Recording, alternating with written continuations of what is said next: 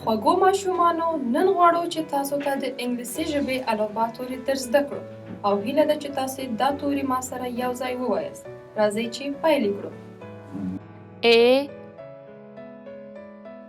B C D E F G H I J K L M N O P Q R S T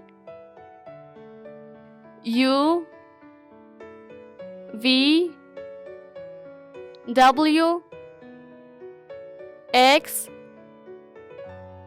Y Z. ګرانو ماشومانو اوس هغه لغات لولو چې په ا سره پیلیږي. Apple, مڼه، ape, بیزو،